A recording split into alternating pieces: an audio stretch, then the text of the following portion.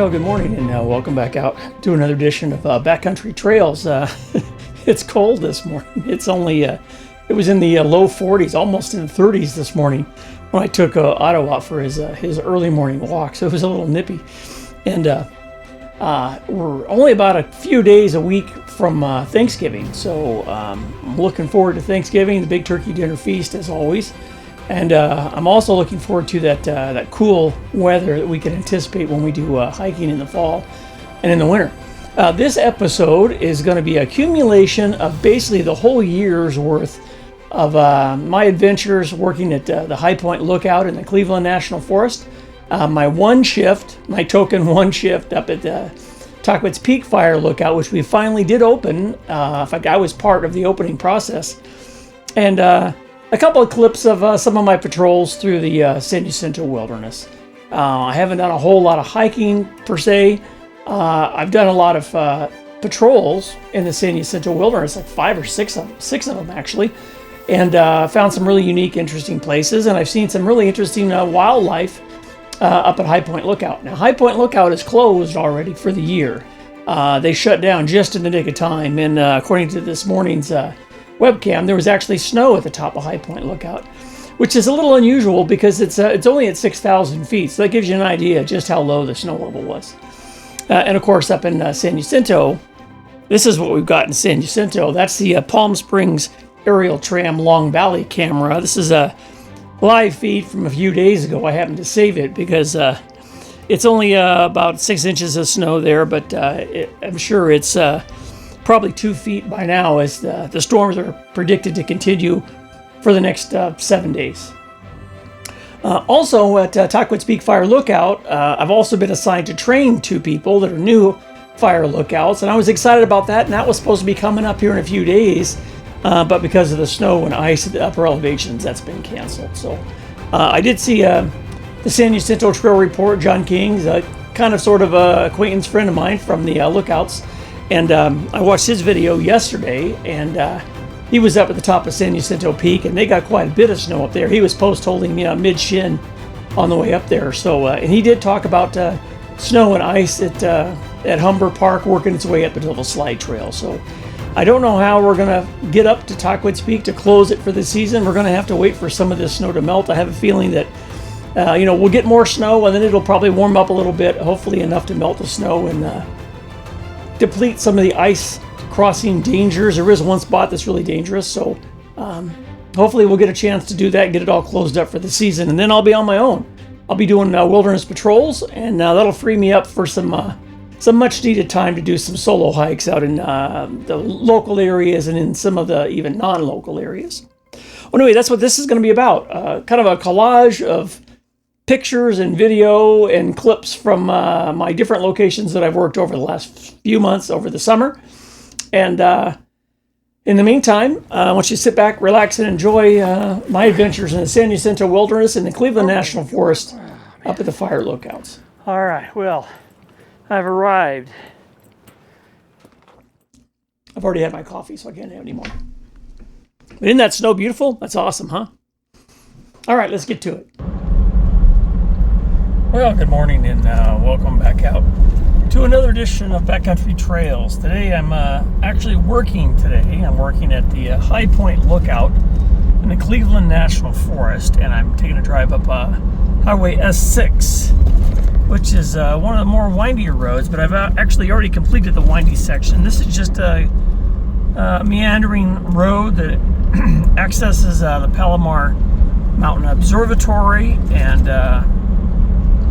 the fire station, Palomar Station, up here on top of Palomar, and that's where I'll be making a pit stop to get my radio, sign in, get all the keys and everything that I need to work my shift at the Palomar High Point Lookout. So along this road is open to the public. Once we get up past the fire station, there is a locked gate. Actually, there's a series of 4 gates I'll have to get through to get to the base of the fire lookout. But there's a lot of wildlife up here. I've seen bobcats. I've seen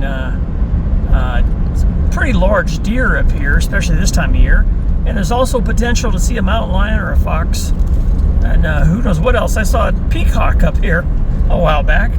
So hopefully we'll get a chance to see something as I'm driving up to the fire station to get my stuff for the shift. All right, well, this is where I'll be getting my gear today. I'll be checking in here at the Palomar fire station. We have a little a shack over here where I'll get all my gear for today. Well, we're starting off the day here at the fire station. I have to pick up my radio and get keys and sign in so they know who's working today and where I'm going to be at.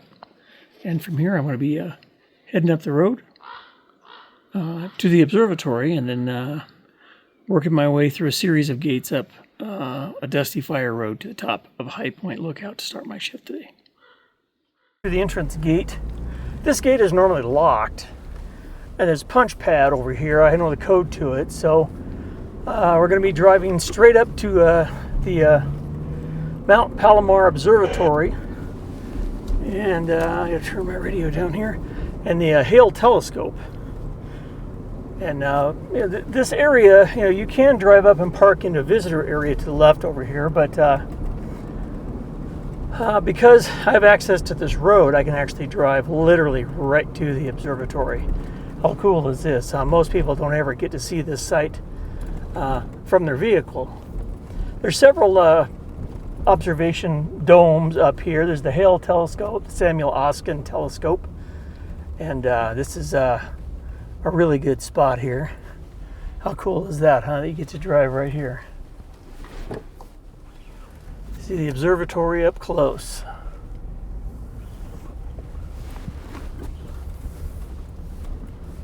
We're going to be continuing down through this lovely field of ferns. I don't have my seatbelt. I'm going to do that, I guess. I'm hoping we see something good between here and the observatory. Usually we do. I've had a pretty good luck seeing very large deer. Hopefully we'll see something other than just a deer, but you never know. These residences that are over here, these belong to, these cottages, I guess, belong to visiting scientists from Caltech, the astronomers that are going to be looking through the telescope during the nighttime hours. So in a second here, I'm going to have to park the Jeep and get out and open a gate. I do have keys to it, so I keep my eyes open for mountain lions and deer. This area is a hotbed because this is all private property, and there's no hunting up here, and there's no pressure. The only pressure the deer have is from the mountain lions. And this is my first gate that I have to go to. I have to open this gate and then start my four-wheel drive adventure up to the Palomar Observatory. These have U.S. Forest Service locks on them, and I gotta figure out which is the right key to get in here. And it looks like I found it.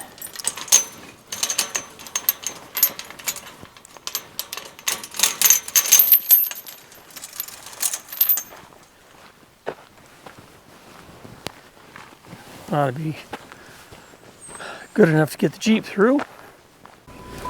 All right, we have to drive through the gate, and then once I get through the gate, I have to secure the gate behind me. Once I get through here, I have a series of 3 of these gates I'll have to do. Shouldn't be too bad. All right, well, I'm driving down just past the first entrance gate. This is the section where I normally see the deer. Maybe I'll get lucky and see a bobcat or a mountain lion. Wouldn't that be great? There's a 25% chance of rain today, so we'll see if that has any effect on the animals. Sometimes if the animals are aware of, or they can sense that the change in barometric pressure drops, the cold front moves in, they usually try to get a few extra snacks in case it rains hard and they got to bed down for a few hours. So we'll see if we run across anything today. I don't expect we'll get too many visitors up here at the lookout today, especially with a potential thunderstorm coming, but we'll see. If it warms up a little bit, maybe later on in the afternoon, we'll see a snake. You never know. There's Southern Pacific rattlesnakes up here, king snakes up here, even mountain king snakes.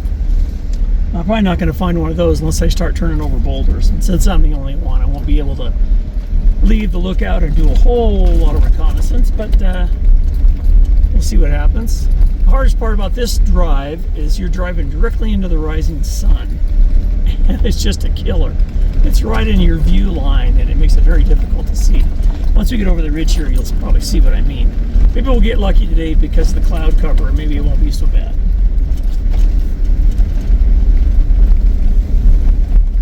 And this section of Forest Service Road is still on private property. This is not something that the average public can drive. It's not open to the public. It's got the one secured gate back there, and it's got another gate up here I'll have to open here in a minute. Looks like whatever rain that they did get over the last couple days kind of softened up the road a little bit. It was a lot more dustier than this, and it makes it a little softer, a little more easy going. So looks like it's going to be a beautiful day up here on the lookout. You can see off to the south, the clouds are building. That's where the system's coming from. There's a hurricane building, a tropical depression off the coast of Mexico. We might be getting part of that.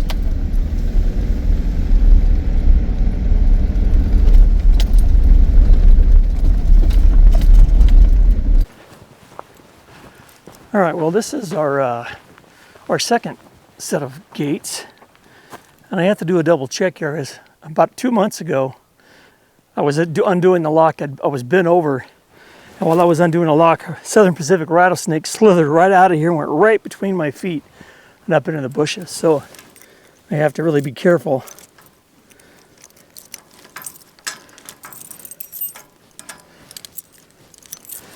And get bit by a rattlesnake. I gotta open this gate up. This is the property boundary for the observatory.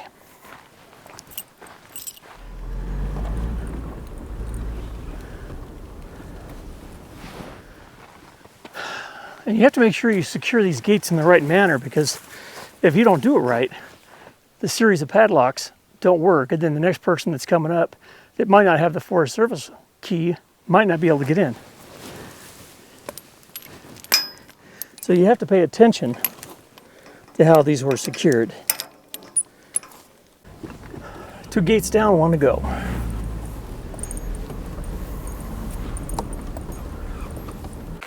Now this last gate, this bad boy here, is what we refer to as the Jurassic Gate.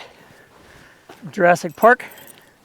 And this one's a little more difficult to access. We have to figure out a way to get the padlock off of here. It's got a very unique system for opening this thing.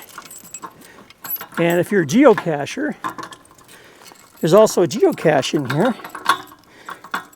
And I won't spoil the fun of where it's at, but it's very, very close to where I am right now.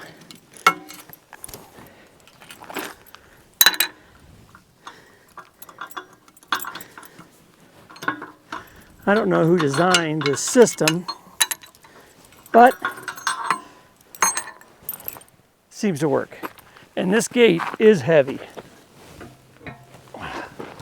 I don't even have any of this. Is like solid steel right here, this beam. And believe it or not, we keep this open while we're up here on the lookout, because people that come up from High Point or from Oak Grove, they are allowed to drive up here and visit us. But I got to keep this open.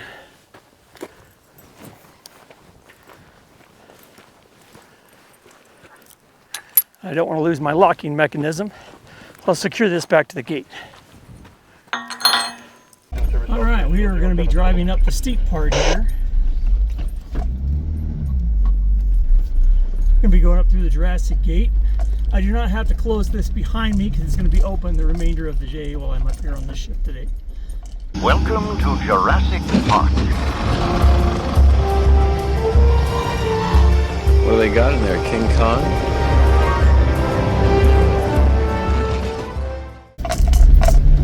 All right, well, we are almost to the fire lookout. I'm gonna go around a couple of turns here. This road, this section of the truck trail is really rough, as you can tell. But just in a few minutes, we're gonna be, this is like Jurassic Park the ride at Disneyland, huh? You're gonna see a tremendous view once we get up here to this corner.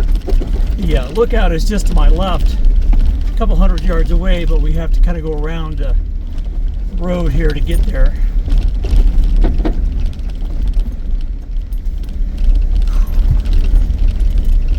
And there should be nobody here but me today, because nobody's allowed up here except me. I'm the only one that has the keys.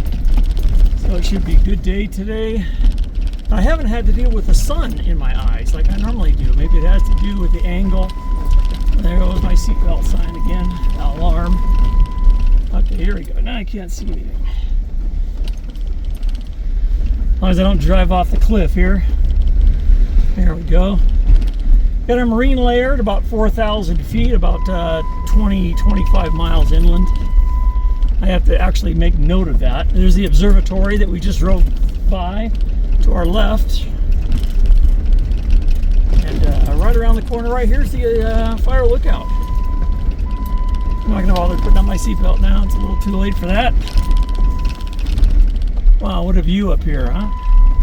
Look at that. And of course, directly in front of me is the High Point Lookout. I'm going to back up into this spot here so I can get some shade. We're good to go for today, huh? All right, well, this is High Point Lookout. The sign here says 6,073 feet. It's actually a little, I think it's 6,140 is what the U.S. Forest Service recognizes. And I've got my gear. I got to be climbing the stairs here in a second. To give you an idea how tall this is and what I have to climb to get to my spot today, I'm going to be working way up there. It's the highest manned fire lookout in California. It's about 67 feet. It's got 97 steps. All right, well, this strange contraption, this box right here, they're just these little sticks. And I'm going to lay them out here on this rack. I'm not allowed to touch them with my hands because it'll affect the moisture content. And those are going to sit there all day out in the open. And at the end of the shift, what I'll do is I'll hang them up here on this hook and I'll measure the numbers here. And what that'll give me is the fuel moisture content of these sticks. The higher the number, the more humid it is. The lower the number, the less humid it is. And I've been as high as 11. I've been as low as 1 during like a Santa Ana wind event. So it's pretty accurate foretelling the humidity levels and how likely a fire is to break out. Now at the base of the fire lookout, there's a really well-made informational sign. Talks about High Point Lookout Station. Talks about the 67.5-foot tower. Built in the first one was built in 1935. And what a view, huh?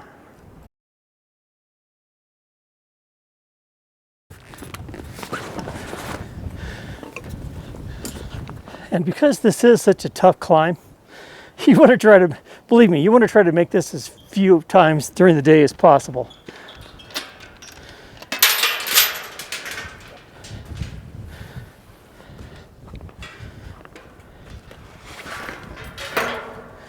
I do have to secure this behind me. This is not open to the public, so they're not allowed to come up here.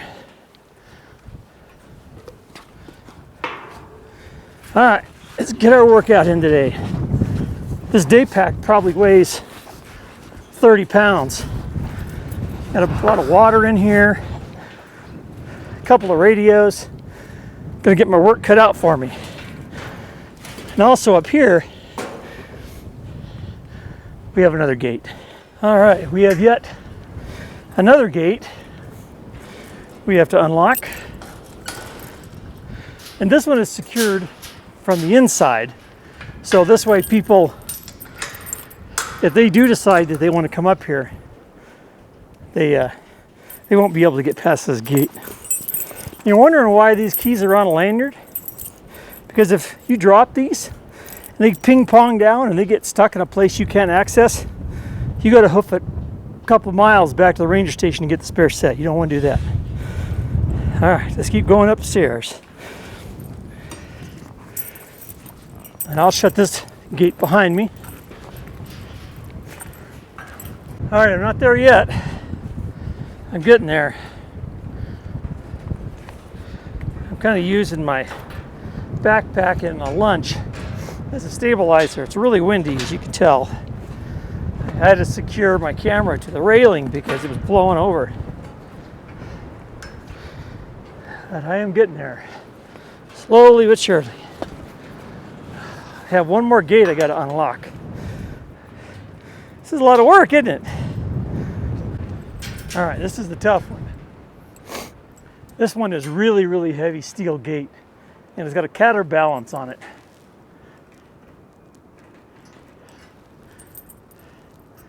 Because without the counterbalance, you probably couldn't even open it.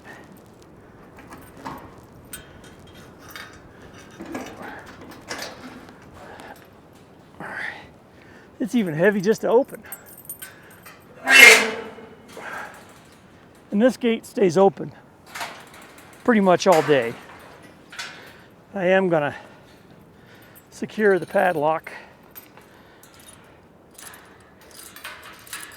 up here to keep this gate from shutting on me.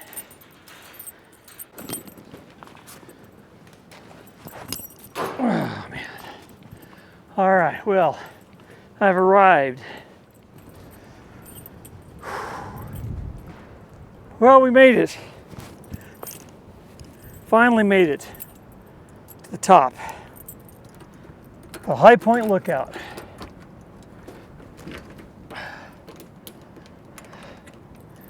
$67.5 feet up in the air, 97 steps. Yeah, according to our weather station up here, it's a sustained 20-mile-an-hour wind. This is where we keep our flags and our weather instruments. U.S. Forest Service flag, American flag, of course. We have a Kestrel for weather measurement, and we also have a bellwether kit. Some people don't like these, some people do. I actually do like them. I think it's more fun to play with. We also have to get some, we've got some great maps up here. I don't know who actually made these, but this is Birch Hill, so this one goes on this side. It gives us great reference points. This one is Indian Flats. This one's for this one. Wild Horse Peak. And Cohia Mountains over here. And this one, actually this one goes over here. North, south, east, and west. And it says it's 58 inside and 51 degrees outside and 58 inside. Now, one of the first things I'm going to do is I got to set out the weather instruments, because these have to adjust. They have to adjust to the outside temperature because they've been inside. So I'm going to hook this up. I hooked up the Kestrel outside here, so this way it can adjust to the outside temperature. I also have a thermometer here as part of the bellwether kit, and this thermometer is going to be measuring the wet bulb and dry bulb. So this has to sit out here as well. Cleveland Lookout 110 in service at High Point, ForestNet Tone 5. And I'll have to give him the weather here if he asks. Sometimes they don't. Give him a minute. Go ahead and one weather. Cleveland dry bulb is 51, wet bulb is 50, humidity is 91%, dew point is 48, the wind direction is from the northwest at 20 miles per hour, gusting to 25, the ground visibility is excellent, Sky conditions, alto cumulus clouds. The marine layer is at 4,000 feet, out to 40 miles. Luca Station, wind 4, static.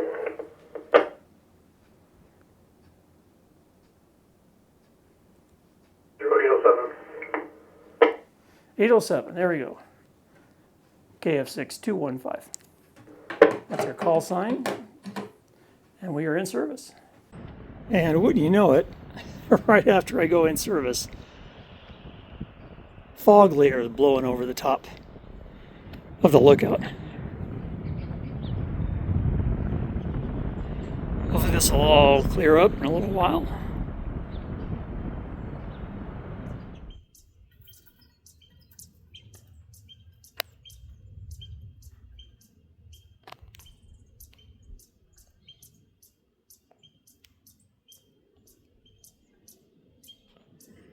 Well, looks like the bluebirds are enjoying my breakfast that I left out for them this morning.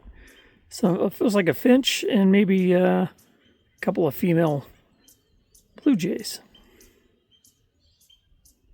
Or mountain bluebirds, whatever they're called. Let's go inside the High Point Lookout and I'll show you around, give you a tour. All right, as you walk in the door, we have our log that we keep. Pretty detailed log. We keep track of all of our radio communications, and we also keep track of any interesting things that happen. That's our Davis weather station. It's actually mounted on the roof. We have what we call the LBR, the little black box. That's our intercom system that connects not only High Point Lookout to Booker Lookout, our sister lookout to the west of us, but it also talks to other FFLA, or Forest Fire Lookout Association, towers in San Bernardino. So Morton Peak, Butler Peak, and Strawberry Peak are within range. And one of the times I was up here, we actually talked to Vetter, which is in Ventura County. We also have a telephone up here. It's called a VoIP line, a voice over internet protocol phone line that hooks up. It's a regular phone line, and we can actually telephone some of the other lookouts if we want to. It's also a dedicated line where we can call out and receive calls. We also have, this comes in really handy actually. This is, there's a couple of them. Talks about different types of cloud formations. And if you're not familiar with cloud formations, especially like me, I've never had any official training on cloud formations. It's actually really informative. We have some great maps, a whole bunch of maps from different angles, different types of maps that show different ranges and distances, and it comes really handy when you're trying to spot the starting point of a location of a fire. That's our bellwether kit, the red bag there, and then the other one is another weather station that we use. And let's see what else we got. We got our flags sitting there because we didn't put the flags up today because it was too windy. It seems like the wind is kind of calming down, so maybe we'll get lucky and we'll be able to put that up later. There's our radio. We have a dedicated radio system here. We don't have a little handheld. We have a base unit that's powered, so down there is where we keep that. We also store some water for the bees and the birds and some bird seed down there, so that's pretty handy. This is the main reason we're here. This is the Osborne Fire Finder, and I've talked about this in other videos. This is what we actually use for sighting for a fire. So I won't go into too much detail because I've done this before, but we'll look through the sighting slot right here, and we'll line up whatever we think is the fire location with the crosshairs on the other end.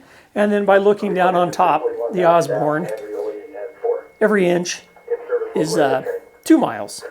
So we can actually pinpoint the direction and the heading of where a fire is starting, and we can call it in. We also have some vintage things here that don't work. Oh, you know, we have the stove over there that's non-operational. We have the original telephone that was here. That's not really connected to anything. It's more for it's more of a museum piece now. And we also have the original first aid kit that came here. This one isn't functional as well. We have a real first aid kit over on the other side. We've got a great view. This is looking to the east and to the south. Looking toward Mexico, and way off in the distance, you can't see it because it's in the clouds today, is Los Pinos, which is another fire lookout and is the only one that's manned by U.S. Forest Service personnel that's paid. All the other ones are volunteers. So anyway, we do have a handheld radio. That's what we use when we come down from the tower or when we're traveling between the tower and the forest fire station at Palomar Station. So we have constant communication in case we see something we need to notify the Cleveland National Forest about. We also have a scanner. This picks up not only all of the Cleveland National Forest, but also Riverside Fire Department and CAL FIRE. So we can hear any of the fire dispatches anywhere in Riverside, San Diego counties. It comes in handy. I have my little radio, which I also have some San Bernardino frequencies, including the Wilderness Rangers and San Bernardino Forest Net and Admin Net channels that I have in my radio. In case for some reason I need to get a hold of somebody, I can do that. And because it was going to be possibly chilly and windy today, I did bring some extra things I sometimes don't bring. I brought a beanie and gloves and a bandana that I always generally have in my vehicle, but I brought it up to the tower because when it was this morning at 7:30, it was cold up here. I also have a pair of glacier glasses. These really come in handy because of the dark tinting, and they're 99% UV restrictive. They block out 99% of UV light. So when it gets hazy, those glasses really come in handy. Of course, I got my binoculars, which are really good. They're nice and crystal clear. And that's pretty much it for our tour. The one thing that we do have that I really haven't talked about, and you really probably can't see it out here, is up on the roof. We have, of course, it's right into the sun. Way up there, we have cameras. And the cameras are HP RIN. They're operated by, I think, University of California, San Diego, or USD, I think. And they provide real-time viewing from remote locations of this whole area in a 360-degree pattern. So when I'm at home, I can log in and I can actually see the view that I'm looking at right now from that camera. How cool is that, huh? So, and there's lots of those placed throughout the Southern California area. So if you're ever curious as to what the view looks like from any of the fire lookouts or from any of the mountain peaks, even if there isn't a fire lookout on it, you can log into the HP RIN website and you can pull up the cameras. So when a fire's starting or a thunderstorm is moving in, it's a phenomenal first-hand knowledge of what the weather conditions are like at that present time. So anyway, hopefully this will be a good day today, and I'll get some great clear views, and some of this cloud layer will dissipate, and then maybe later this afternoon we'll get a thunderstorm. Wouldn't that be cool? Well, anyway, back inside I go. Well, you know, when I drive my Jeep up here, every time I need to go to the Jeep to get something out of here, I have to head back up. I have to climb all 97 steps. I did end up putting the flags up. The wind drastically dropped from 17, 20 miles an hour down to about 6. So it's good to show everybody that we're in service. Now remember this morning, I told you I was going to measure the fuel sticks. So now it's time to do that. So I have to pick them up with the pliers. I can't touch them with my hands. I have to bring them over here. Remember I told you I had to measure these fuel sticks on this scale right here. So I'm going to hook them up